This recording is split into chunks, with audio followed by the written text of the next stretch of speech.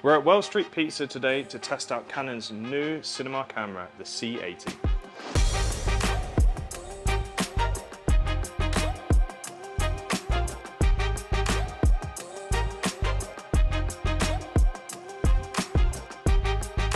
Offering much of the performance of the C400, which Canon released recently, the C80 packs a serious punch, offering 6K internal RAW up to 30p, and it has the same sensor as that C400, offering a triple base ISO, but we'll give you more on that in a second.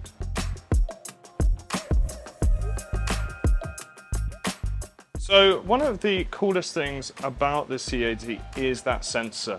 Having the 6K backside illuminated sensor is wonderful for a multitude of reasons. Obviously, offering up to a 6K resolution is massive, but really that triple base ISO is what I'm excited about. Today, we are in this pizza place. Now, it is fully functioning today. We haven't closed the pizza place down. They're going to be serving customers. So there is going to be a limit in terms of how much lighting we can use without actually disrupting the business too much. Therefore, the triple base ISO is going to come in huge. Right now I'm filming the pizza oven. The pizza oven is black. It's very dark in this area of the room, which has meant that I can just bump that ISO up to 12,800, which is the upper limit of the triple base ISO. And then I can still capture noise minimal footage. The other two base ISOs, and these will vary dependent on your filming modes, but in C-Log, which I think a lot of people are going to be using, you get a base value of 800, 3200, and 12,800. Having those three different optimum ISOs allows for maximum dynamic range, which is fantastic because that's one of the things the sensor is brilliant at. This sensor offers 16 plus stops of dynamic range, so obviously that's massive. But if you're not always able to shoot in the optimum ISO, that's going to cause issues.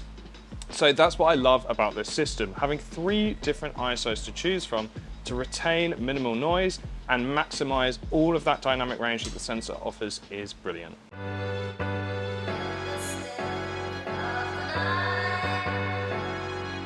When it comes to the video options that you get when shooting, there's plenty to play with. You have 6K up to 30p, and that is actually in raw light. So of course you get all that flexibility of the raw codec, meaning superior image quality and of course much color flexibility. That's because the raw light it shoots is 12-bit. So you can really push and pull and tweak those color grades to your heart's content and still know that you're not going to break the image. You can also shoot in 4K, and that is up to 60p. The 4K it shoots is in 10-bit 422, so pretty standard. You're going to get still plenty of color flexibility, not quite as much as RAW, but you don't always need all the stuff that RAW offers. So it's cool that you have the options there. Now, obviously you get that up to 60p as well, so you have 4K slow-mo modes should you want it. That 4K is actually oversampled from 6K as well, so it's going to look a little bit better than your average 4K. You can shoot that in XFAVC or XFHEVC, and you can shoot that either in all intra or long GOP. So there's plenty of options there for you to choose from. If you want to shoot in higher frame rate modes than 4K 60p, you can shoot up to 120p in 4K, but that needs to utilize the higher frame rate mode. Or if that's still not enough for you, when you're shooting in 2K, it can go all the way up to 180 frames a second. So that is very slow motion footage. For me, probably 120, still retaining that 4K resolution is usually going to be enough. But if you really need those few extra frames, then of course you can just pop it down to 2K and get that nice slow-mo.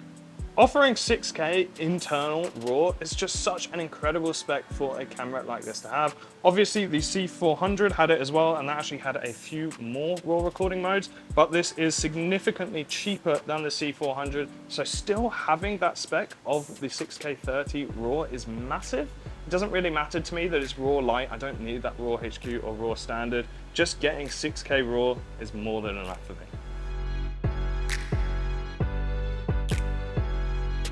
Another brilliant example of that dynamic range is when the pizza was just being made, our subject was stood right behind a massive window, and as I said, because we can't light in here today very much because it is a working pizza restaurant, it meant that he was incredibly backlit, and I would have to stand somewhere else, to be honest, to capture that shot because there is so much light coming in from behind and so little light on his face.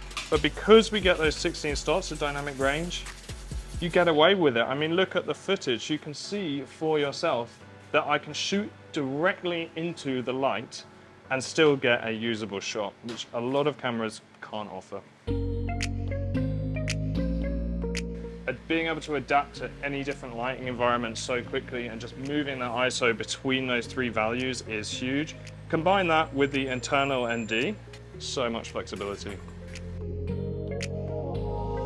Want a bit more flavor on your YouTube feed? Make sure to subscribe.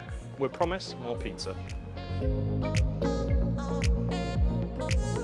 One thing I love that they've done to the C80 is they've redesigned the top handle, and I'm going to be talking a lot about the form factor of this camera in this video because I think it's super important.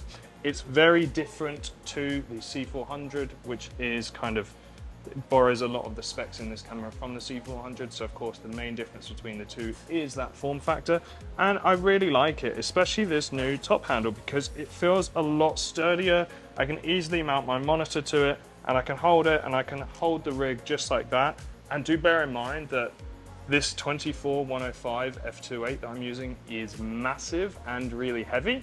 So of course, that's adding a huge amount of weight to the build, but because of this top handle, it helps me shoot some handheld really nicely. And that is even without IBIS, because this body doesn't have any inbuilt image stabilization system. There is some electronic stabilization modes in the camera that you can use, and of course, a lot of the RF lenses have OSS, so they've got really nice stabilization within them, but there is nothing in the body. Now, because of the top handle and the lens that I've been using, that hasn't been an issue for me. I've been shooting actually a lot of handheld shots at 105mm, so obviously that's pretty close in, and even without the lack of IBIS, just using that OSS, it's giving me quite nice results, but I'll be interested to hear what you think. As you can tell, it's really dark down here. It's a really great opportunity to test out some of these ISOs. So I'm filming everything at either 3200 or 12,800. Again, just allowing me that flexibility, just to be able to really fine tune the ISO and keep that dynamic range, which I need here when I'm filming these bright lights in this dark environment.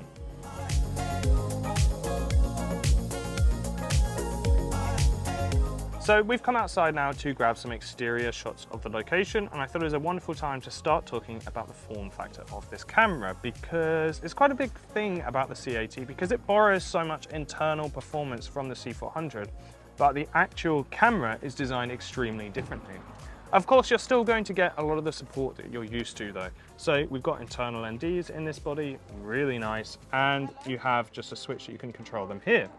You also have your dedicated controls, so white balance, peaking, waveform, zebras, stuff like that. Really key to have a designated button for that rather than to have to go into menu systems to toggle those things on and off or take control of them. We also have a bunch more custom buttons here, and you can see that they are all numbered. That is massive because it means that when you're going through the menu systems and you're setting up your camera with custom settings, you don't have to use those weird annoying diagrams that show you like here's the button at the front of the camera here. You can just see, oh, button number 11, I want to set that to X, and you can immediately do it. In terms of our ports on the side, we have a 12 gig SDI, which I'll tell you more on in a mo. We also have double inputs here. We have a mic input, a headphone out, USB in, remote in, and HDMI. So there's plenty of ports there for whatever you want to plug in. Having this SDI is huge, but as I said, I'll tell you more about that in a bit. We have a vari-angle screen attached to this camera, and that is really nice. I love using vari-angle screens. It's really useful if I'm shooting sort of low down or high up, any awkward angles. Of course, I've been using my external monitor for this. That's just because I prefer to use external monitors. I can load the LUTs that I might use for the edit in as well, which means that I can make sure that I'm exposing perfectly. But I don't need to be using an external monitor because of this nice LCD here. I found it plenty bright. When I haven't been using my external monitor and I've been looking at this, it's been more than doing the job. Behind this screen, which I think is quite a clever design, is the audio controls as well. So you have all of your audio controls, so you can set it to automatic or manual and then control the audio gain levels. This is really cool as well because this camera can actually record 24-bit audio, so that's really high quality audio. The battery is the same as the battery on the C70, so you're going to get plenty of juice in it. I've pretty much used one today, but You know, we've been shooting for quite a few hours and I've only gone through one battery, so that's fine by me. But worth noting that if you do want to buy this system, you need to buy into that battery. We have an Ethernet port, that's wonderful for that Ethernet connections. Of course, this camera also has Wi-Fi if that's how you choose to connect. And of course, we have the top handle here, which I mentioned earlier. Now, the top handle is really cool because it's been redesigned, but the best thing about this top handle is that it comes with the camera. Now, I love that Canon have done that, and I wish other manufacturers would start giving us more accessories with the camera rather than making us purchase it on top. So really good to know. It makes a big difference when you're handheld shooting to have access to this. So I love that they're including that within the body. In terms of the media you can record to, there is a double SD card slot here. It only supports SDs, this camera, but that is fine by me, to be honest. One of the really cool things about the double slots is there's a lot of control in the way that you record to those double slots. So what you can do is if you want to record in 2 different formats, you can record in 2 different formats at the same time to separate SDs. If you want to record in different resolutions, the same applies. Or of course, if you want to record your proxies to your second card, that works too. So there's a lot of functionality if you want to dual record, so have different options of your footage, or of course, just make sure that you have a healthy backup. In terms of weight, it weighs 1,310 grams, so about 1.3 kgs. A nice weight to the camera. It's a little bit heavy, but I actually quite like using heavier systems. It means that when I'm filming handheld, I can get quite a nice look. It also, especially with the fact that this body doesn't have IBIS, having a slightly heavier camera works really nicely for shooting handheld. Alongside this grip, this is a really nice way to hold the camera. So again, yes, it's a slightly heavier system, but that grip and then the additional top handle, I think it's a really nice setup. The other thing is you can mount this camera vertical. Now, I know all of you cinema purists are going to hate that, but at the end of the day, in the modern age, we are shooting Instagrams, we are shooting TikToks, even on these professional camera systems, so I think it's really smart that they've included a tripod mount here. What do I actually think of the design though? Well, it's clear it's very similar to the C70. It's a little bit bulkier, it's a little bit heavier, but it's a very similar design. Now, some people might have preferred a box cam, but I think it's quite cool actually that this isn't a box cam because of course the C400 already exists. So why do you need another box cam big camera? Is it nice that it looks a little bit like a DSLR? I think it's quite cool. I'll be interested to hear what you guys think of it. It also allows itself for gimbal use really well because yes, it's a little bit chunky, but this is gonna go on a gimbal no problem at all, which is just wonderful. So let me tell you all about Canon's dual pixel CMOS AF2 system. Firstly, we're using it now on the C80 to record this piece to camera. We're on the 85mm lens, which can be a little bit tricky for autofocus systems. Sometimes I've found the 85mm, so we thought it was a nice harsh test for the C80. Now, the most notable thing is that they've improved the coverage. It used to cover 80% of the sensor on the C70. Now it covers 100% of the sensor. So if I stand here, which I think is probably just about in frame for the 85, you can see that it is still retaining my focus. Obviously I'll come into frame now and I'll wander around just to continue testing this AF. Now, one of the things I really want to tell you about that they've done is they've also included more AF detection modes. So we've got animal detection and people detection, but we haven't just got animal and people. We've got people's faces, people's eyes, and even people's bodies for when they might be a bit further away in the frame. And that is true of animals too. So you've also got animal AF, animal face, and animal body. Perfect for filming wildlife, people, whatever you're capturing. And as you can see here, I'm pretty confident that the AF system is going to be capturing me really well, even when I'm actually pretty far away from the camera now and on that 85, as I said. We're also filming this at f2, which is the shallowest aperture that this lens can go. So of course, that's going to provide an even more difficult test. So this dual pixel CMOS AF2 is significantly faster and more accurate than the AF of the C70, which again, I think we've proven today. I've been using the AF quite a lot. I used it in the pizza place a lot. Worked really well, especially when I was doing that human face AF, just making sure that I got my subject in focus all the time. One of my favorite things that I was using on the AF system is the fact that you can turn on a setting to override the AF using manual focus if you want. So if there's ever a moment where the autofocus doesn't quite nail the bit of the image that you want in focus, you can just grab the front of your lens, focus pull yourself, and then you can make sure it's perfect. But then of course the autofocus system is still working. Really nice for just fine tuning AF. Sometimes it doesn't do exactly what we want it to do, so giving us that control is wonderful. I've also done some other tests of the AF which we've been playing throughout this piece to camera, so take a look at those and let us know in the comments what you think of this Canon autofocus system.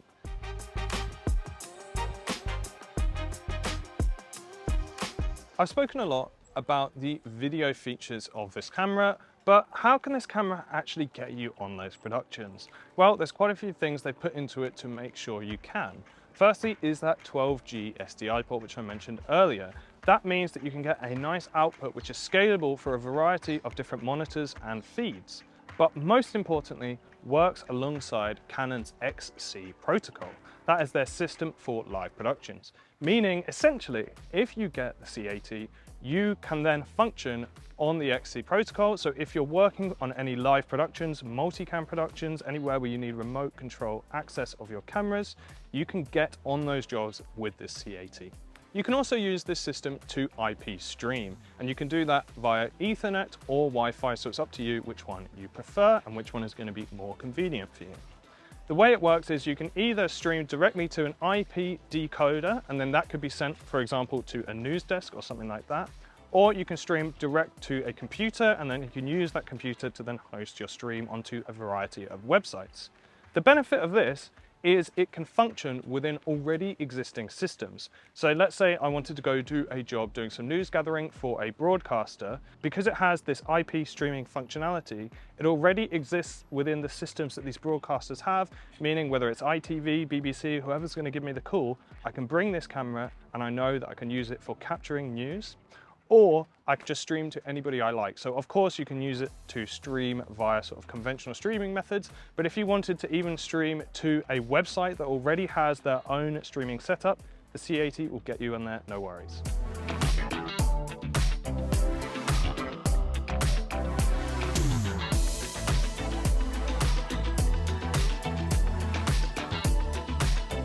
Finally, I want to talk about the mount, which is RF full frame.